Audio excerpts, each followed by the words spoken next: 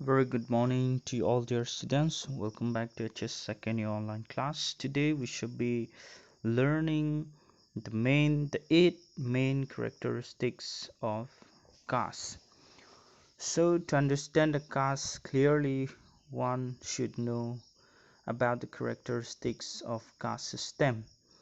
So according to G.S. Ghurye, who wrote the book Caste and Class in India, he said there are eight different characteristics in caste system, and he explained that caste system in India is not only institutional but it has certain structural characteristics. So the first one is segmental division of society. The caste system in India divided the Hindu society into several segments, means several groups, and different groups determine the role and status of the people in various ways. And every caste has its own customs, rituals, and religious practices, and so on. Number two, hierarchical order. Hierarchical order is maintained in the caste system in India, as the Brahmins are at the top and the Sudras are at the bottom.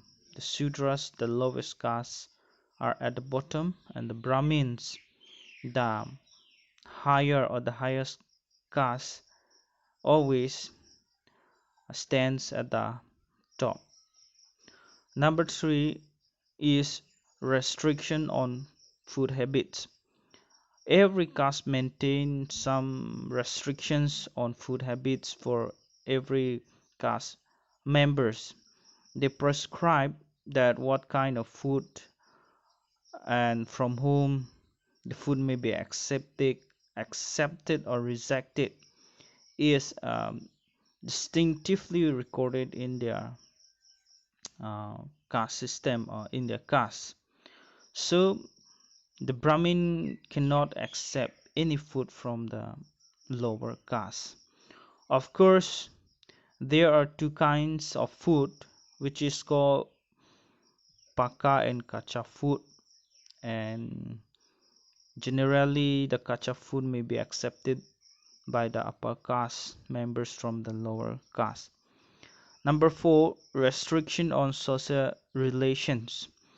Some restrictions are there we see for some particular caste, and generally some lower castes are considered as defile or pollute in the society, and they are not getting equal status and privileges, and generally the Harijans are suffering from these restrictions.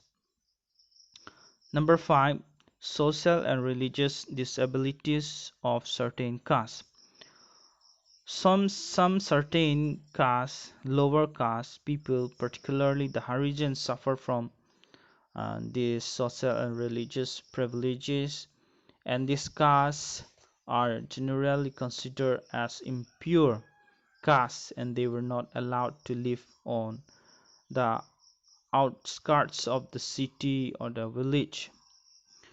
The best example is this: in some places, hotels, public halls, schools, temples, etc., the lower castes were not open.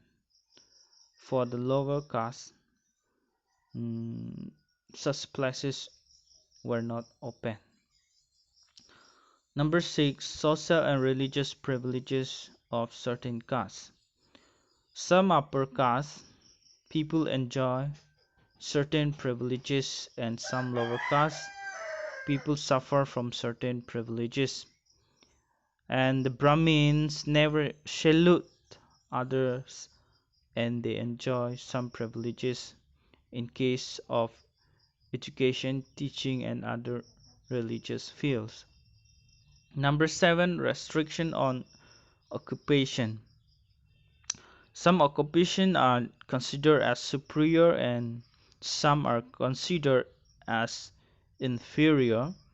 So the generally occupation were associated with caste system, and each caste had its own specific occupation, and every caste must have to follow this occupation on hereditary basis. So some occupations such as weaving, shoemaking, oil grinding, sweeping, washing clothes, and these type of occupation are done by the lower caste, and it is considered to be degrading. On the other hand, teaching, priesthood, and other religious professions are considered to be prestigious, and mostly the Brahmins pursue this type of occupations. Number 8, restriction or on marriage. Every caste they practice endogamy, which mean um, every caste must have to marry within his own caste group. Enter caste marriage is not allowed. It is strictly forbidden. So these are the 8 main characteristics of caste system.